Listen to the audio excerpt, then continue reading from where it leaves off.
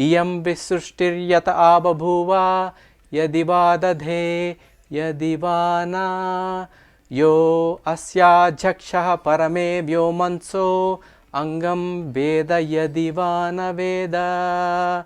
He didn't have the courage at first. People around him had to tell him, remember, you did this. Don't we tell that to people? Remember what you did in the past. You can do this. You can ace this exam. See, you are and Hanuman is in the form of a monkey, right? Intelligence, knowledge, the friendship. There are so many aspects of him you will get from the idol.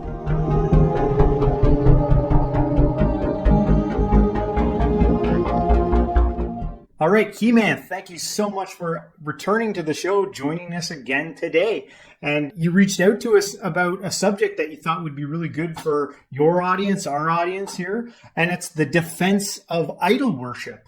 I love this. It's so interesting. I thought maybe maybe to get things rolling, because you had this idea, where would you like to start? I think it's from a worship perspective or from a thought perspective. What is an idol? See, many religions, especially Abrahamic religions, right? They, one of them patently abhors idol worship. Two of them, it's, you still you have all kinds of idols in the churches. Yeah. Right? Yeah. I know what you're talking about. All kinds of idols in the churches, and people pray to the idol, this is, in Indian philosophy, idol worship is essential. Idol is not just about, the divine captured in form, but, it's a portal. The idols allow for creativity. When you sculpt an idol, basically, you're not just carving a god, you are carrying and opening something in, out of your consciousness. You are looking at imagination, you are looking at something that you can talk to, may not talk back to you, but maybe that's why you create the idol. And also, what do you connect with in life, right? See, for example, you want to tap into the divinity. How do you do that? You tap into divinity through a way of worship is, okay, we don't know the extent of divinity, so we will use some verses to approach divinity in a way. We cannot imagine the shape of divinity, you cannot even see it, the giantness of the hugeness of God, you cannot see. So you have to, and people say, okay, that's why formless, God is formless. So we have to worship God in a formless way. But I think that's where, often idol worship, is derided, saying that, you're worshipping to stones. Well, what do those stones carry, right? Those stones carry a lot of belief, lot of hope, of the believers, whoever they are. I am coming from an agnostic point of view. Imagine, and I'm defending idol worship. Yeah. Okay. Yeah. So it's not about it being abstract. Devotion need not be abstract. It can be tactile. Yeah. Psychological, even maybe. Yeah. I come from a civilization that kind of carries thousands of forms of the feminine deity, thousands of forms of the male deities, and it's all preserved through stone. You can look at from mostly in the southern part, because on the northern side there were Islamic invasions, Turkic invasions to be exact. They plundered and made sure that in the north, other than the temples that were hidden in the jungles or through vegetation, most of the temples standing there were destroyed. Most of them were destroyed. The only temples that stand mostly are in southern part of India. And you can see that it is all preserved through stone. And that's why it's important to understand what is idol worship and why do you do idol worship. what kind of portal does it open? Okay, let us take an example. I think I'm going philosophically, but let's take an example. Let's take the example of Shiva. Shiva is worshipped in the form of his Linga form. You know what's a Linga form, right? It's a phallic symbol. I think I know the thing you're talking about. Yeah. In fact, it is on my channel as well. I can share with you. Please feel free to share it with the audience as well. That particular idol.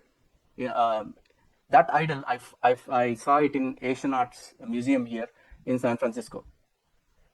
It troubled me a lot when I saw the idol, because that idol would have been the object of worship of so many people back there who know about the idol, what it means. So why is he worshipped in a phallic form, and what does it represent? Well, if you see a linga, it's a phallus, and it's over a what they call a yoni. Yoni is the female form. Okay, so it's a object of creation. You have matter. Matter is the stone, and you have the energy that forms the Shakti or the power. Shakti is Parvati or his wife. Shiva, Parvati. The amalgamation, matter and energy. You are combining matter and energy, and that's what you're seeing through the stone. Now let me come to why Shiva is worshipped that way, and what is the philosophy behind it. The interesting part of the philosophy behind it. Apparently, one time, Brahma and Vishnu were fighting. Brahma and Vishnu, not fighting, they were arguing. They were arguing, one is greater versus the other is greater. And apparently a big ray of light came through. A big ray of light that spread through the universe, one side to the other side. So it was decided that whoever reached one end of the light, they won. They won the race. And then it was decided after a certain period of time they would come back and assess, if they've reached the ends of the light. So Vishnu went in the form of a sow, that's his form, the boar form, and he went down, while Brahma was a dove or a swan, or he went up. That is his form. So he went up, Brahma went up. Brahma is the creator, Vishnu is the protector or sustainer. So he went down. So after a while they came back. Brahma decided to boast that I've reached the end of the light. And Vishnu said, I could not reach the end of the light. Then that ray of light became Shiva. And Shiva cut one of the heads of Brahma. Brahma has 4 heads. So he cut the head on top of one of the heads of Brahma. And Brahma cursed Shiva that you will not be worshipped in your form, you will be worshipped in this form, which is formless, basically formless.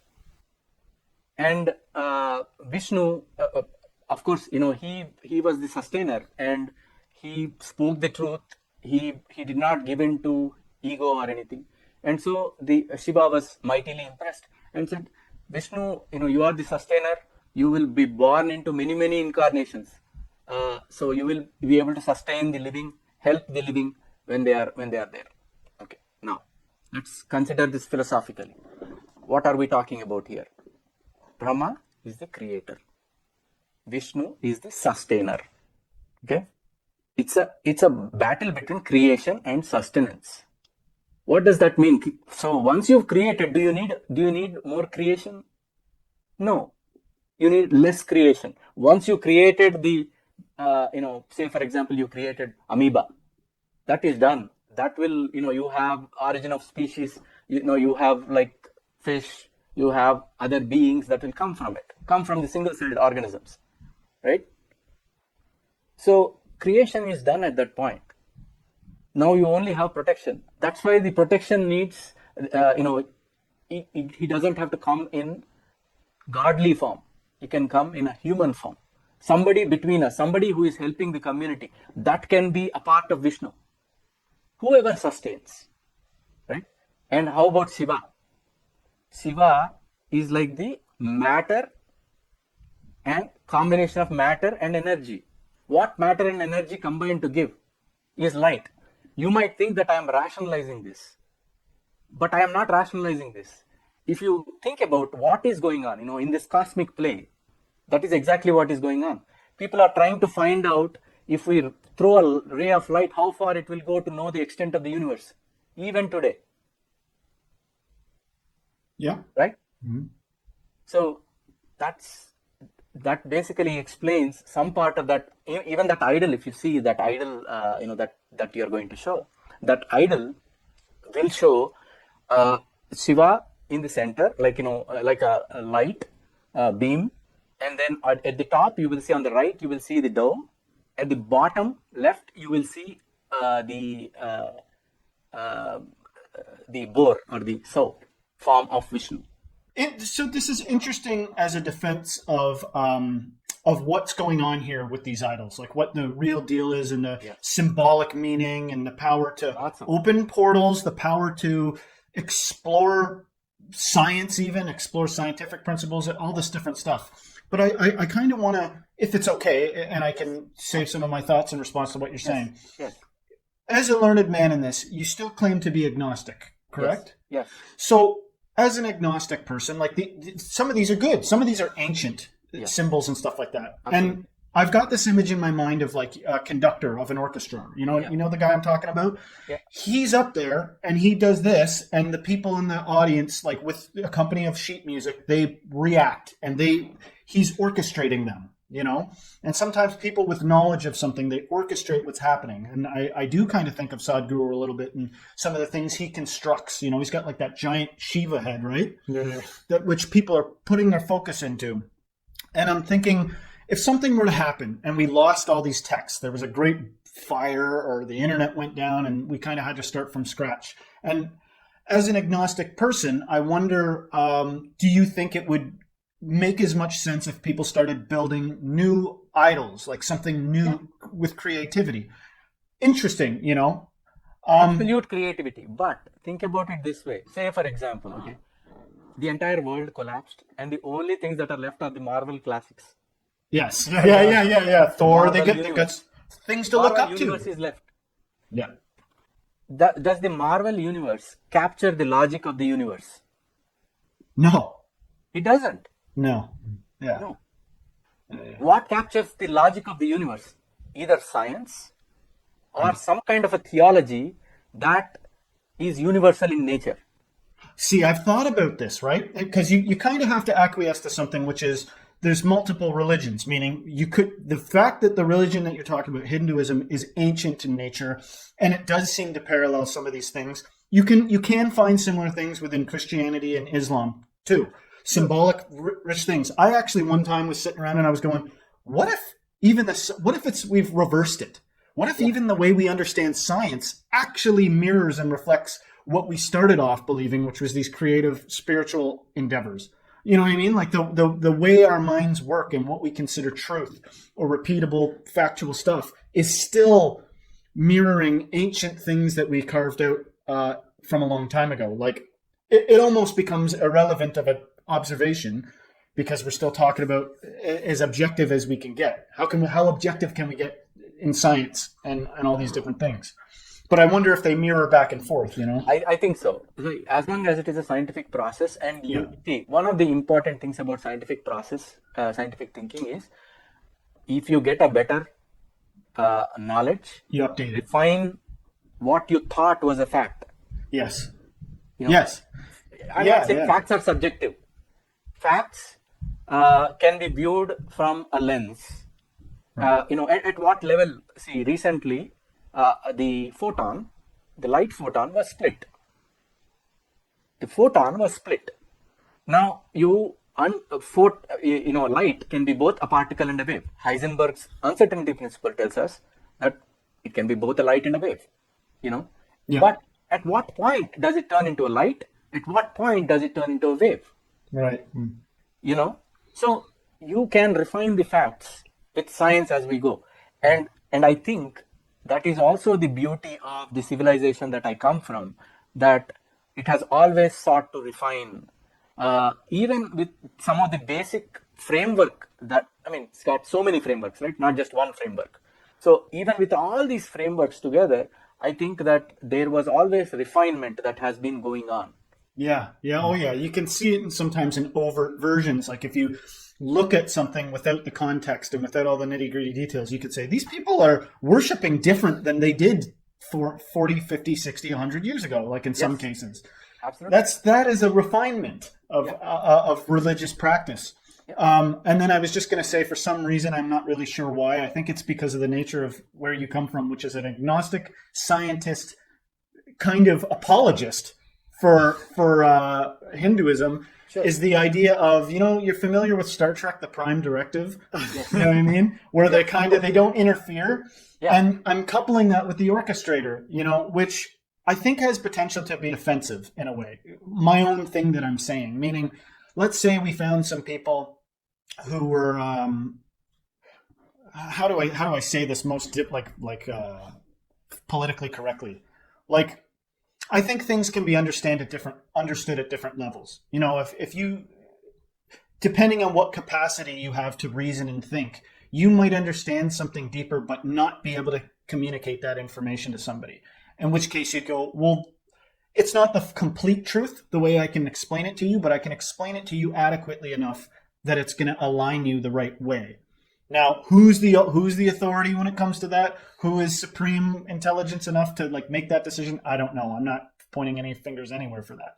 But I wonder if that's an aspect to this, because let's say within your own life, you got to a point where you sort of transcended that, you branched off, you refined so far, if you had some capacity to be ahead of the curve on this, that it became difficult for you to explain your insights. You know what I'm saying? This is kind of a complicated thing. I don't want to bore people. What I'm saying in a nutshell is it possible for somebody to understand the things you're talking about so thoroughly that they start to be unfamiliar, they start to be not as obviously transferable between people? You know what I mean? There's a difference between yourself and somebody that is devotionally worshiping an idol to some degree. To some degree, yes. But at the same time, I think, I don't believe that I have refined myself to a particular thought process that is superior. That is stupidity. Okay. I have a point of view because of the experiences that I have in my life. Others have different experiences in their lives. They are traveling with the philosophy that they have in their lives, and as long as my philosophy doesn't affect others, and their philosophy doesn't affect me, it doesn't matter. What's the difference between stupidity and intelligence, though?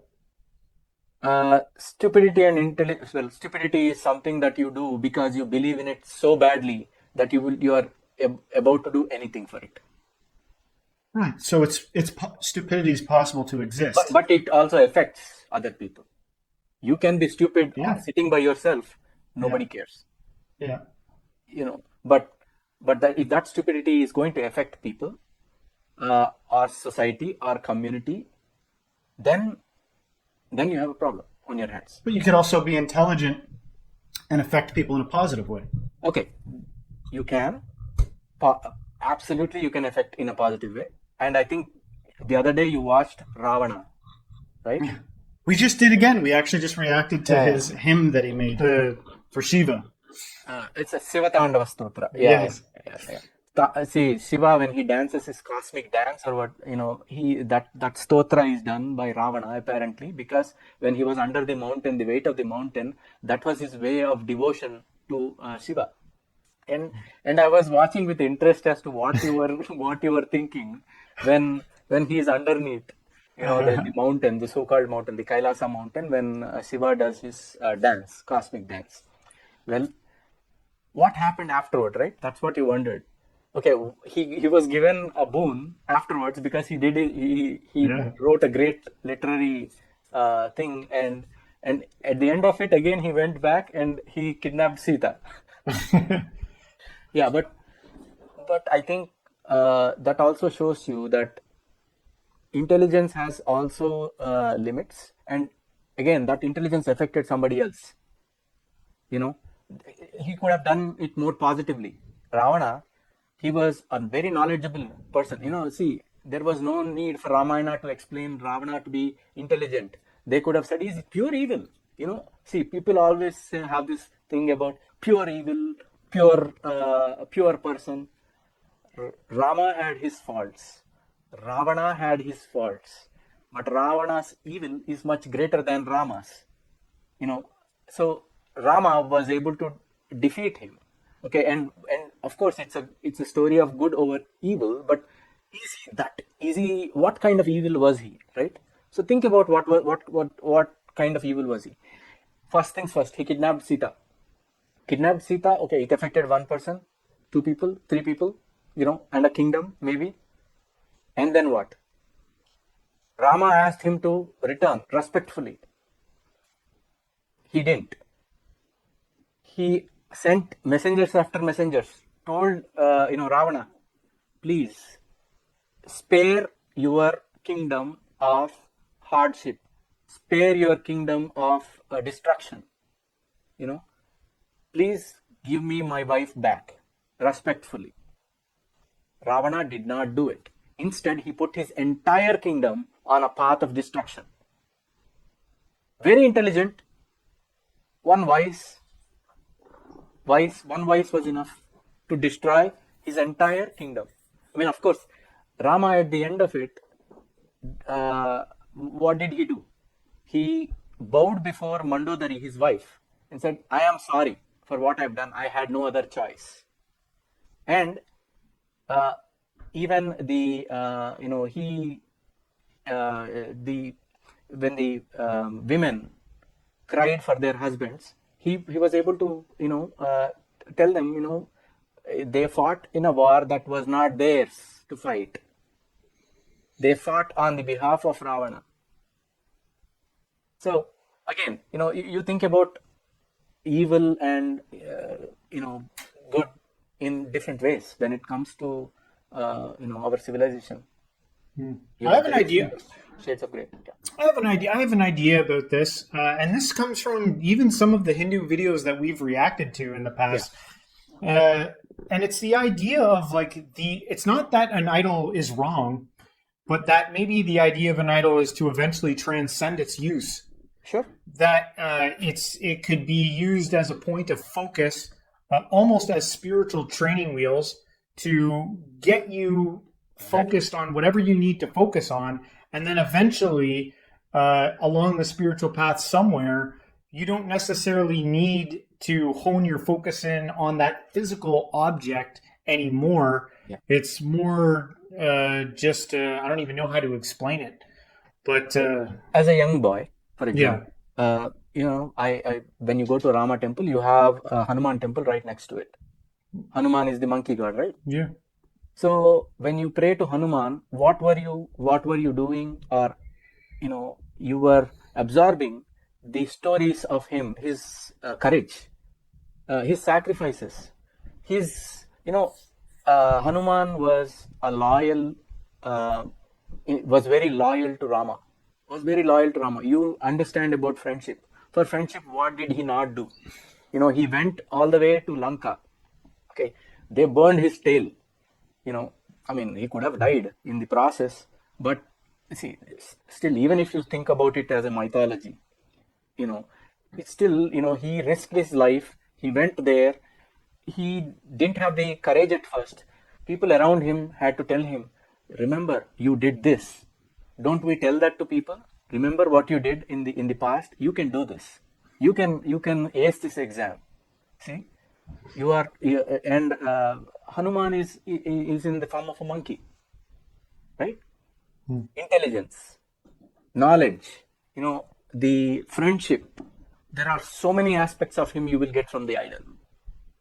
But you can get a lot of that stuff from Thor too. You can get it from Thor too, but Thor, did he? What did he do, Thor, at the end of it? I don't know.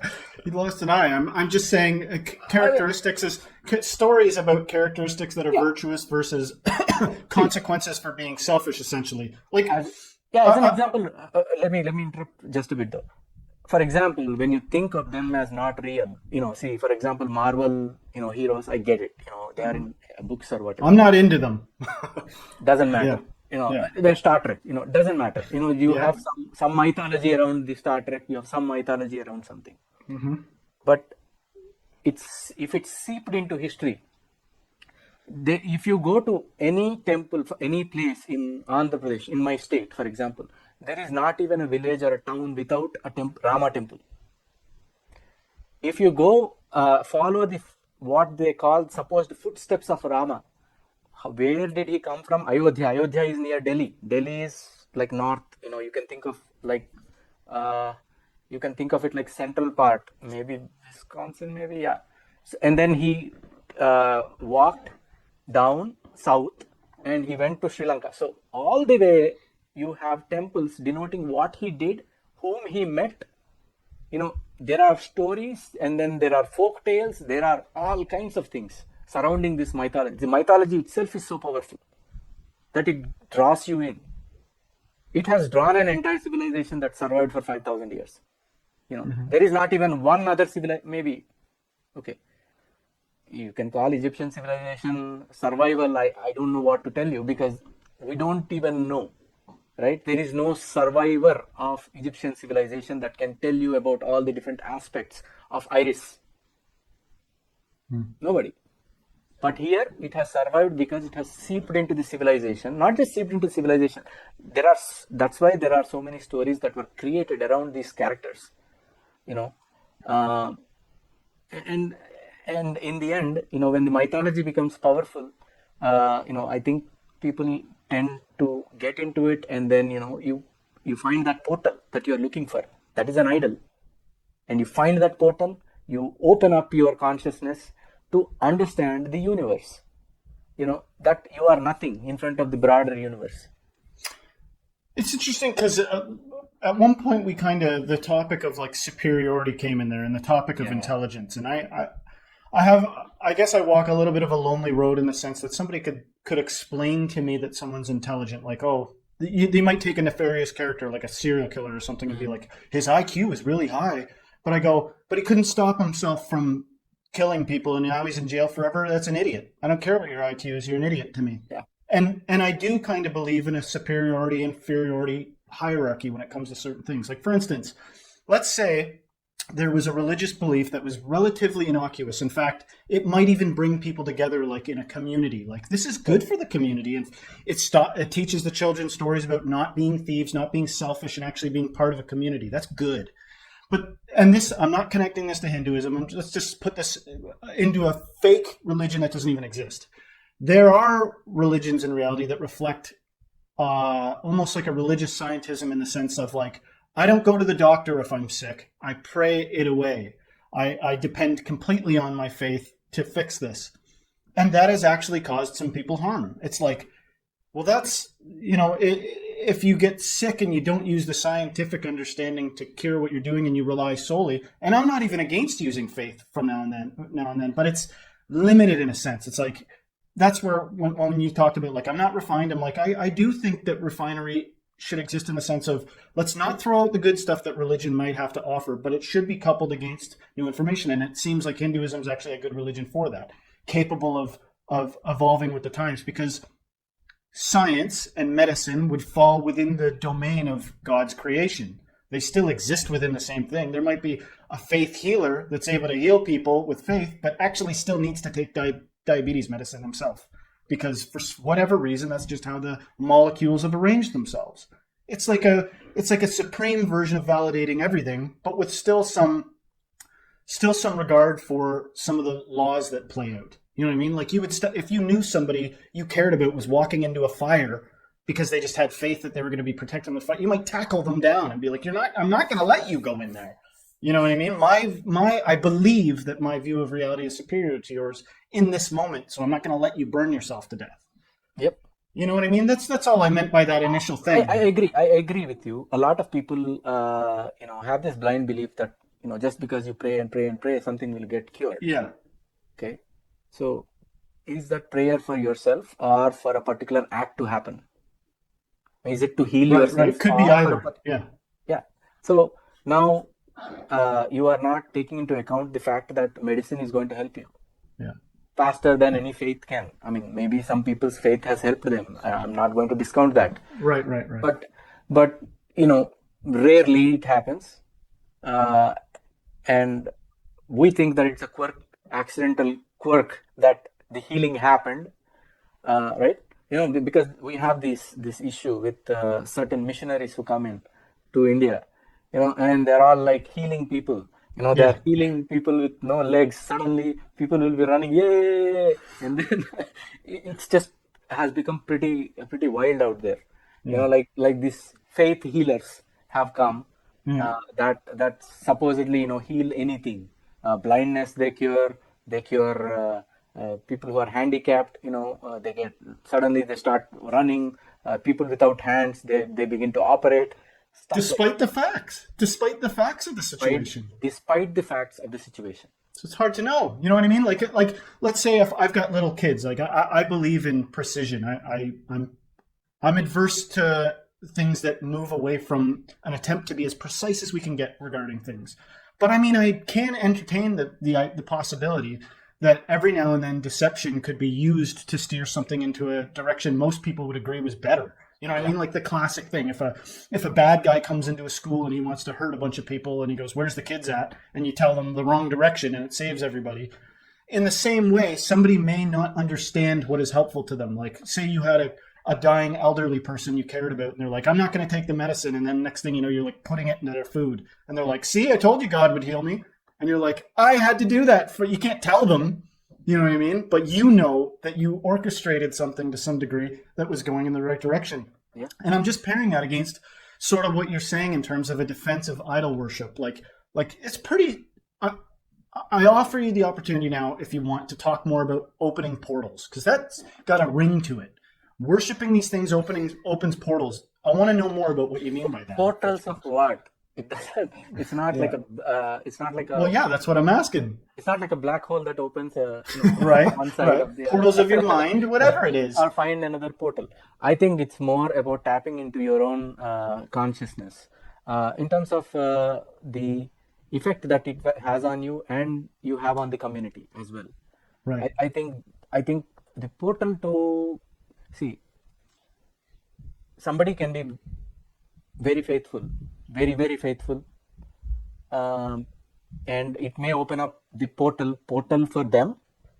Okay, I mean, it doesn't do anybody any good. It's only for you and maybe for your family. Okay, maybe that does a larger good, a bit of a larger good, and maybe you have good kids, because of that, because you've raised them right, the same thing. Portals open up different things in your life. All I am saying is that with respect to the idol worship, you are the reason why we in India we respect idol worship is because it opens up creativity, it opens up knowledge, it opens up thought, it opens up so many different things. See, for example, I'll tell you, if you go to I don't know if you know about Kailasa temple. I don't know if you've made a video on the Kailasa temple. Kailasa temple, it's near Yellora. Okay. Ajanta and Yellora, they are pretty famous. They are caves, Ajanta and Yellora caves. Okay, and there you have a lot of Buddhist monasteries that were set up back in the 1st century AD to all the way to 8th century AD. They had continuous, monks that were there. They carved into a hill, basically. Yeah. And you have paintings from that time. 1st century AD, 2nd century AD paintings of the Jataka tales, they call them. Buddhist tales that were, beautifully done. In fact, many of the designs actually you still see in the Indian saris. Many of these saris, people go there and actually copy the designs and use them in the Indian saris. See, a lot of creativity had flown there. Okay, now let me come to Kailasa temple. Kailasa temple is one such temple where they didn't build up. They went down into a mountain. They carved into Yes. a mountain. I remember this, yeah. And they had to remove, tons and tons and tons of I think granite. I don't It's know. like it gotta be a world wonder. It's so crazy. It is a wonder. It is a wonder. The amount of work that we went in. I mean, we were blown away. When you see it, the extent of it, the size of it, you On a get mountain. blown away. Inside a mountain, you can see it from the top. Basically, you have a way on the mountain, and you can see from the top, and you can see that entire mountain carved in rock. Yeah, You know, incredible. and you can all the incarnations of Vishnu are there. Shiva's temple is there. That's why it's called Kailasa temple. Again, the beauty of it, there are some people who are like, oh, Shiva and Vishnu are different, or I worship Shiva, I worship Vishnu, one is greater than the other. Well, there is this couplet: Shivaya Vishnu Rupaya Shiva Rupaya Vishnave Shivasya Hrudayam Vishnu Vishnosya Hrudayam Shiva Yadha Shivam Ayo Vishnu Evam Vishnu Ayas Shiva. Means Shiva Rupaya Vishnave. Shiva, the shape or how Shiva's exterior Shiva is, he looks the same way as Vishnu. Vishnu is the same as Shiva. Shiva's heart is in Vishnu. Vishnu's heart is in Shiva. Both are the same thing. They are not any different, is what it is saying. Mm-hmm.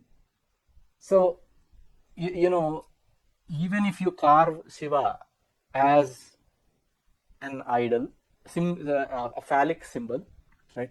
See, and many Indians, I'm sure there will be comments that will say, oh, this guy doesn't know what he's talking about. It is not a phallic symbol. You don't know what you're talking about. Sir, sorry. It's a fertility, not just fertility symbol. It's the creation of the universe, symbol of universal creation. I don't know how you are born without that. Okay, you don't have to look at it as if it's a bad thing. Yeah, yeah. It's a phallus on the Yoni, the goddess. And it's a matter and energy. Does the Yoni look like a Yoni? Yeah, it does. If you see from the top, it does look like that. You can Google it. You will see it. Yeah. I can. If it's the thing I'm thinking it's like of, a base. just... You have a base. You see, you have a base underneath like this. It comes, and then you have the phallic symbol up there. Yeah. Okay. That's the universal creation. Now they are saying you are the same as Vishnu, who has 1,000 forms. 1,000 forms. Yeah. Right. And each form has its own distinct characteristic, and what it means, the symbolism around it, the stories behind it. There are so many, numerous to count. How do you think people originally came across this information? Because I gotta tell you, from multiple religions that we delve into on this, sometimes it's pretty crazy what ancient information corroborates sometimes with like scientific understanding. It's like, how the hell did they know? And I just wanted to get your take on, do you think people derived a lot of this information from like alternate states of consciousness, or how did they gain the information from like a grounded perspective? I think as far as Hindu civilization goes, it's mostly about observation and trying to understand the universe a bit scientifically. A lot of the thoughts of energy, matter. Worlds within tiny worlds. Last time I did Nasadiya Sutta, if you remember that, where they are saying, the sages are saying that it came out of nothing, the world came out of nothing, the ray of light came through, and things began to form. And does the creator know that this has happened? Does he even know? That you remember that sutta that I talked about and I chanted in the video. See, there's a lot of universal thinking. Also, another thing, I think you guys also wondered one thing. I am watching your videos now just to see all the funny. Oh no! Yeah. I guess so. Yeah. No, that's what I want to have happen. See, you have a higher level deities. Higher level deities are Vishnu, Shiva, Brahma. Okay, and you have a medium, the second level of deities, and then there are tertiary level of deities that you can actually perceive, that you can actually see. As an example, the first verse in Rigveda starts with Agni. Agni mile purohitam, means Agni is the priest. Fire god, isn't it? Agni is fire god. He is the priest that invites the other gods from the other realms. So you are able to touch fire. Of course, you don't want to, but you can feel fire. You can touch fire. You can touch water. You can feel the wind. These are the elements that you interact with, and those open up again portals to the higher level deities. And Rigveda, talks about it at length. See, there are lots of stupid people. What they do is they do like a frequency. They do frequencies of Rigveda, frequency of mentions in Rigveda of different gods. Okay. For example, Agni is mentioned like 5,000 times. Vishnu is mentioned like 15 times. Rudra, another older form of Shiva, was mentioned like maybe 100 times. So they think that Agni is Agni, Indra. Indra is mentioned many times, 5,000, 10,000 times. Indra is like the Jupiter, Zeus, But they are basically the portals, because Indra is the one who basically orders the rain. Mitra and Varuna to act and give rain to Canada. I'm hoping that they do soon.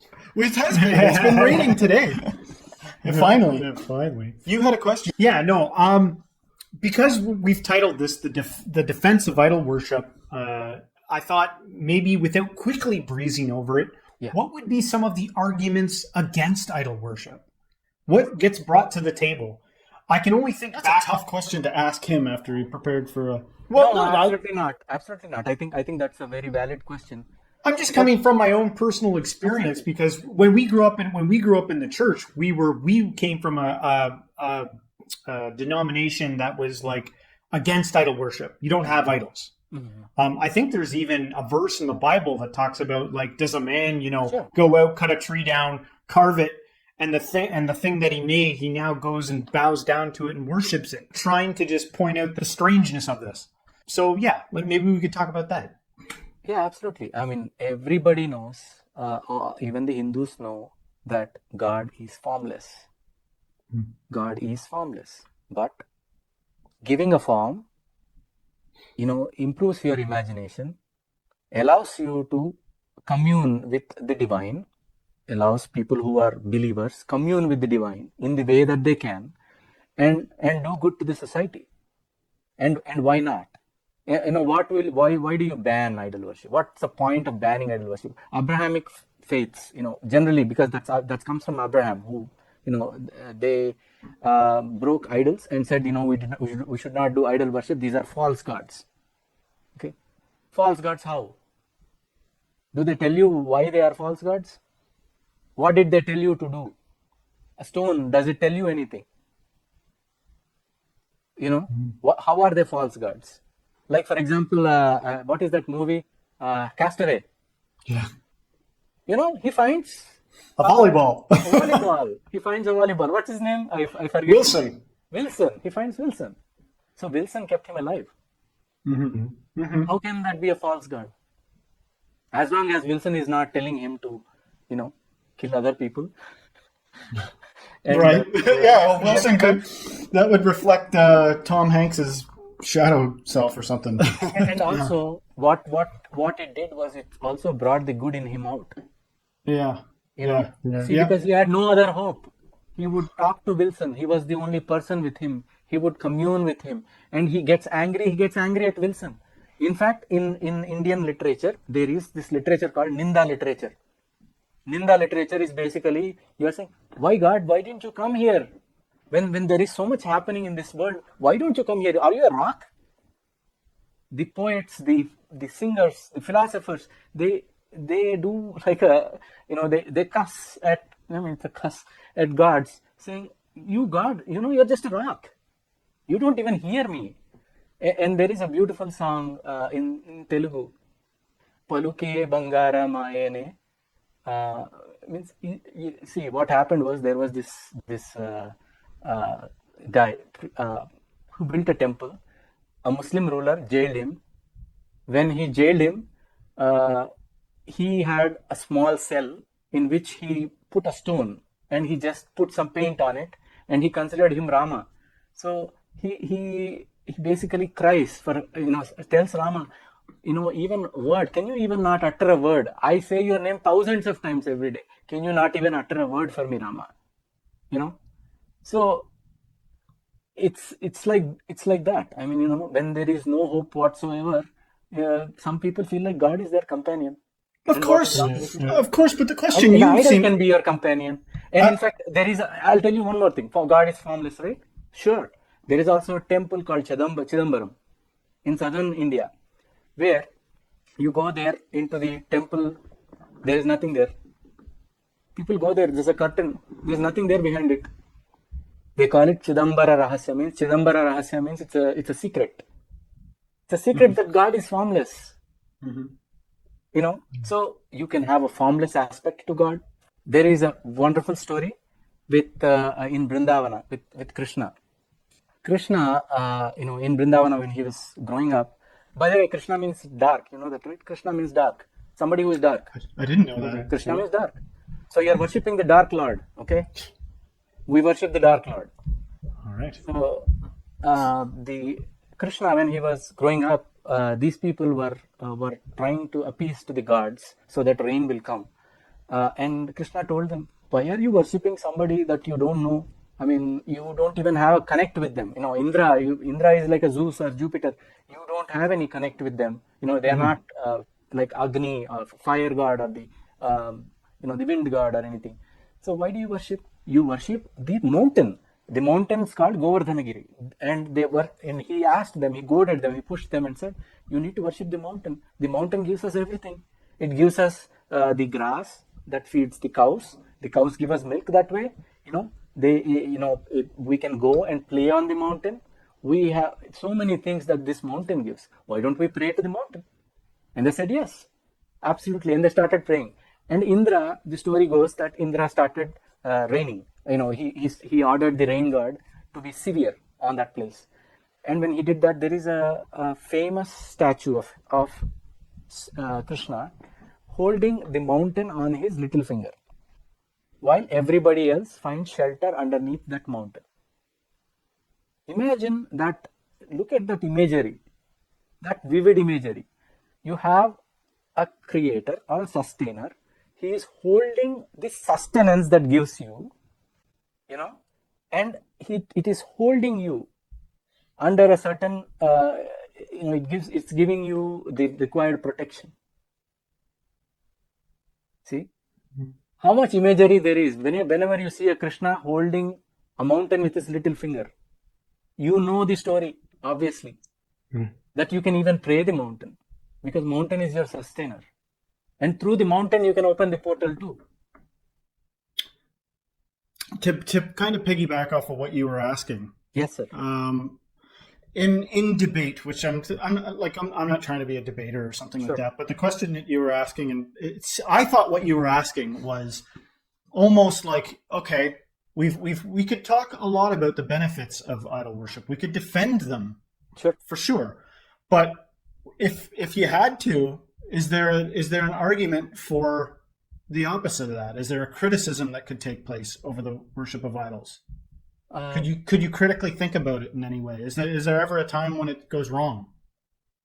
Is that what you were asking? Yeah. I was just some of the arguments. Even if you worship an idol or anything, what is inside you is what will come out eventually. Okay? You can blame the stone. You can blame the formless creator, but it is you who is doing that. The creator is not having you do it. I've heard many of these arguments. Sometimes, they say, the devil made me do it. Devil, my foot. It's you who's done it. You told yourself, you convinced yourself that this is the right way to do, right way to go about it. And you did it. And you're saying, devil made me do it. You can blame the devil for anything. The thing is that's the funny part. I don't understand this. Like, I find the devil that's talked about in Abrahamic faiths a very silly thing. Very silly. It affects one person. It affects a little girl. Affect Hitler. Or somebody. They probably think the devil's pro-Hitler. Yeah, you know what I mean? Somebody who is some people, it depends on how you look at it. There are some people that take the whole Satan mythos apart and then they start to see a figure that was actually trying to assist mankind. Like there are some people that look at the story of Adam and Eve in the garden, and supposedly the devil represents the serpent that came up and told them that if they eat from this tree, they're going to live forever. And they go, he was trying to help them. You know what I mean? Like some people. To me, I'm still in the realm of trying to look at it a little differently. You know what I mean? Yeah, Which is why I keep coming back to I know you have a question, but I'm sort of interested in your concept of idol worship as a portal. And I know maybe it's coming off ignorant. I don't mean opening a portal. No. I mean in the sense that you mean it. What are the highest echelons of that? Because, that you might get to a point where you've got insight that you can share with people that is profound, of a higher profundity than is common. If you really follow this, if you really do this with devotion, something might dawn on you through a mixture of creativity and devotion and all sorts of things that lead you to attain information that might become so advanced that it starts to become hard to recognize from people that are doing it at a different level. I don't know, but that's for another day. There are a lot of people who claim self-realization. Mm-hmm. I don't even mean that. I don't necessarily mean that even. I've told you earlier, I don't believe in living gods. Right. I really don't believe in living gods. It's Do you believe in any gods? I believe in all gods, okay? Mm-hmm. But not the ones that who are living, who claim to be gods, or people who claim that they have realized a certain level of realization that they are above everybody else. Yeah, of course not. Nobody who even likes a person like that. Yeah, I mean, you don't even like a scientist who says that I know everything. People hate those people. That's true. Yeah. Yeah. So, after they pass away, everybody, even Einstein, everybody who pass away, they become an idol afterwards. That's why you call them an idol, right? Mm-hmm. Idol is somebody who you want to aim for. Idol is the perfect thing that you know. And we can handle them when they're dead. Yes. When they're alive, it's a nightmare. But when they die, then we're like, you know what? He can be an idol now. See, blind faith is also not good, right? See, blind faith is also not good. Blind faith in an idol will not lead you astray unless your mind is that way. But blind faith in a person might, because people are people. People can lead you astray. Other people have more power than yourself. There should be something said here for your object of focus, because that's what I keep thinking about in terms of this discussion here, because it does improve. I've been taught that there's lots of things that you could make an idol out. Like you could make an idol out of money, you could make an idol out of celebrities, you could make an idol out of politicians, on and on it goes, right? Sure. So there's something to be said here. Like you pointed out with Wilson that as long as Wilson isn't going around telling anyone to go kill people. Yeah. But these objects that we focus on and we prioritize, that to me seems to be where the idol worship comes in, is like, what are we prioritizing here? What are we putting our focus into the most? Is that the thing that becomes the idol? It's the qualitative focus on what you are looking at. See, if you are, say for example, I go to Ganesh and pray. Okay. What does Ganesh represent? See, there are different statues of Ganesh. They all look different, a little different from each other, And you are praying to Ganesh. What are you actually, worshipping? You are worshipping the fact that give me intelligence that you have. An elephant, God has lots of intelligence. He brings good things, good tidings. Okay. Is what is considered according to the stories. There are many stories where he brings a lot of good tidings when things are going astray. So removes boundaries, removes barriers. He removes barriers. That's appealing to me, man. That's appealing to you. So you go pray Ganesh. You go to Hanuman, you get courage. Hanuman is another name for courage. Okay. You go to Rama, you worship the goodness, the good qualities in a human being.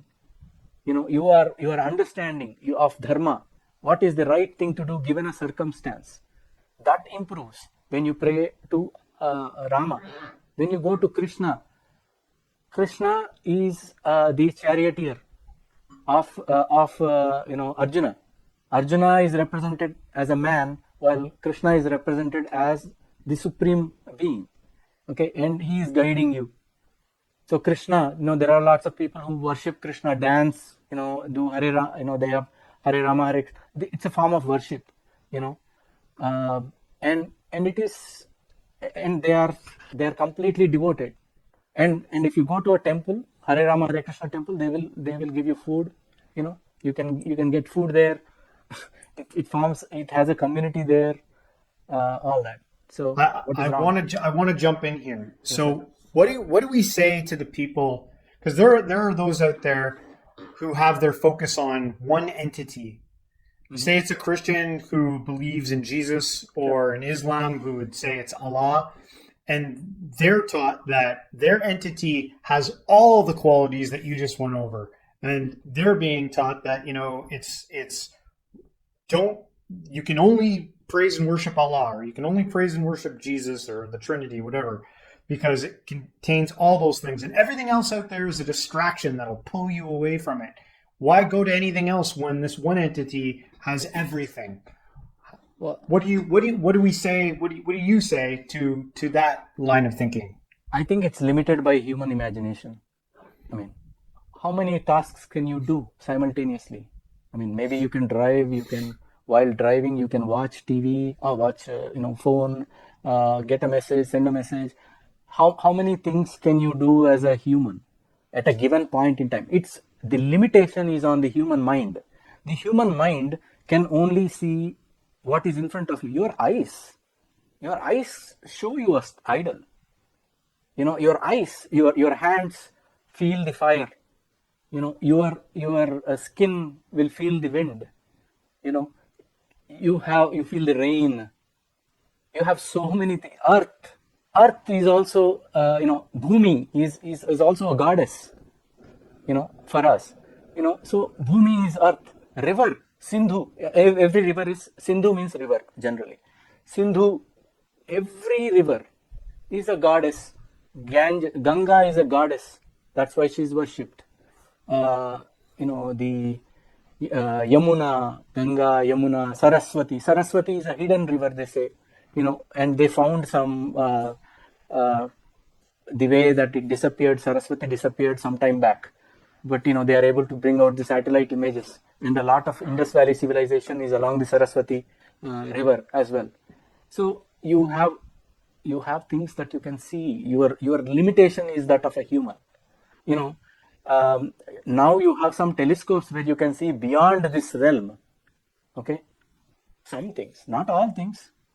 It's limited by your eyesight. It's limited by the speed of light.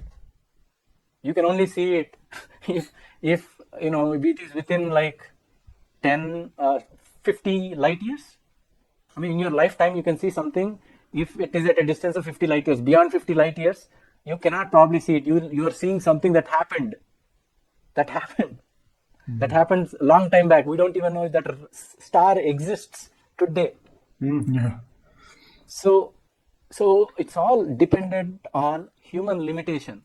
If you pray to all the qualities all at once, your focus is lost. Right. There's a kind of, in a weird way, I don't think it's going to be expounded upon too much after I say this, but I think that there's a kind of a secret blessing, or maybe an overt blessing, in limitation, in the fact that we kind of, our focus can go to one thing at a time. But at the same time, I'm also interested in compound consciousness, compound mind. The idea of being able to, to me, I'm interested in, let's invent whatever the hell we can do. Let's do it all. Yeah. But so here's a tricky question. Okay, I'll throw one tricky question, and then I'll calm down. Any religion's better than others? Is there a religion that's winning, and the other ones are less good, or are they all equally valid? From your perspective. That's a difficult question to answer. I know. Forget it. Forget For that myself, one. It's too hard. The thing is that that's a difficult question to answer, but it has an answer. Right. A religion that Does it? doesn't attempt to convert you to What's that? something else, convert you to something else. A religion that doesn't attempt to convert you to something else. A religion, that is the religion worth pursuing. See, if you think of yourself as a Hindu, you go to a temple, you worship, you should be free to do it. There is no conversion there. Buddhist, there is no conversion there. You go to a Buddhist temple, you pray there. So if I went to India, I could enter a Hindu temple and worship even if I wasn't a Hindu? Even if you are not a Hindu, but there are certain preconditions that are imposed because of historical issues. The historical issues historical issues are, there have been some people who went in there and who indulged in nonsensical activities. Yeah.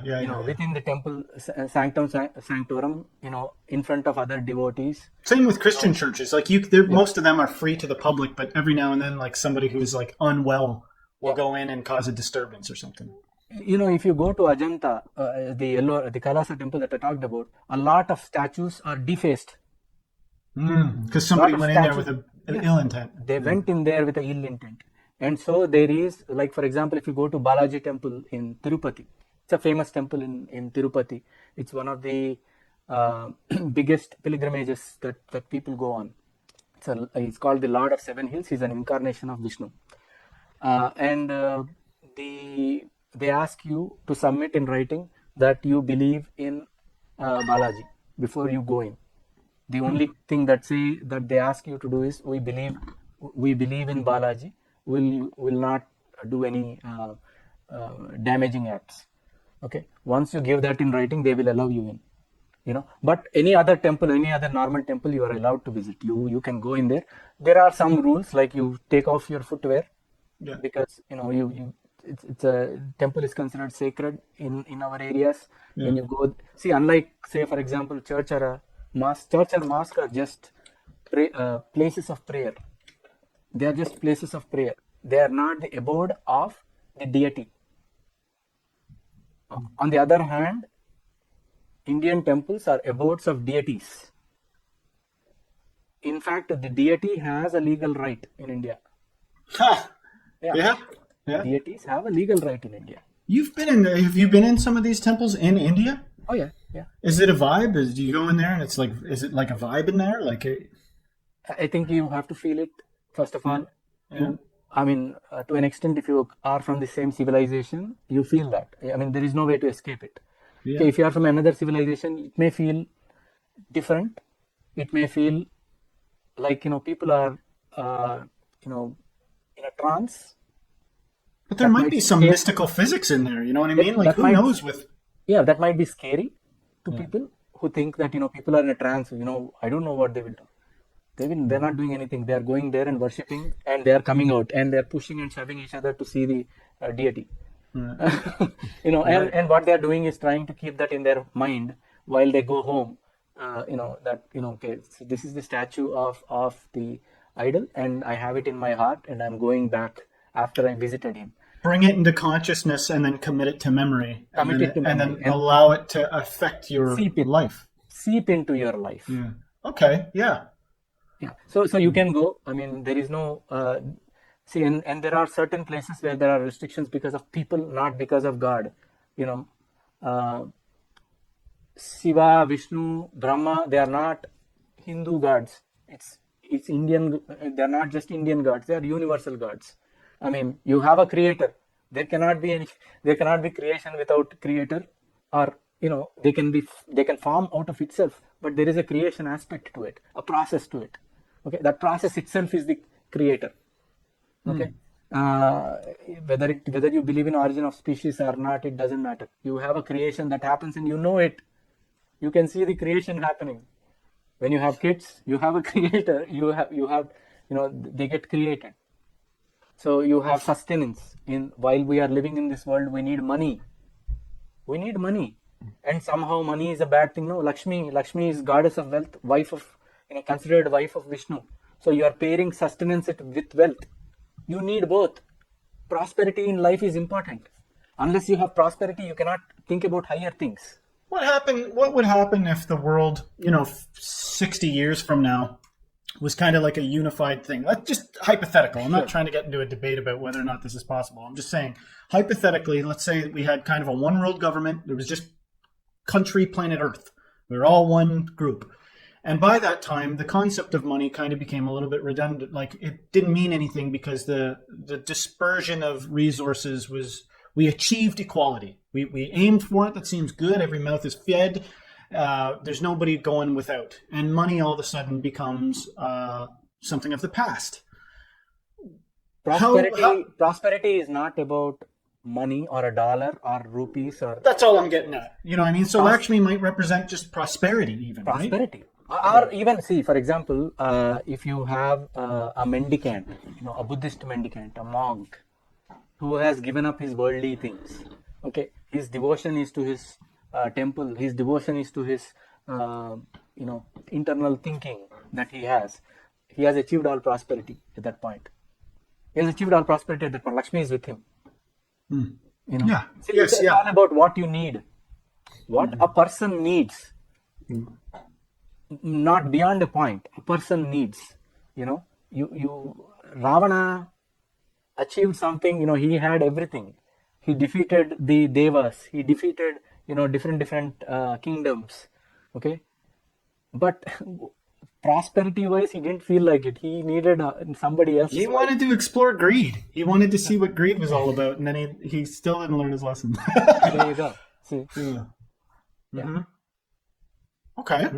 You have any more questions? No, I was just going to say, thanks again for coming out and sharing this. This was a great time to come out and talk about idol worship within Hinduism and even some other religions and faiths out there.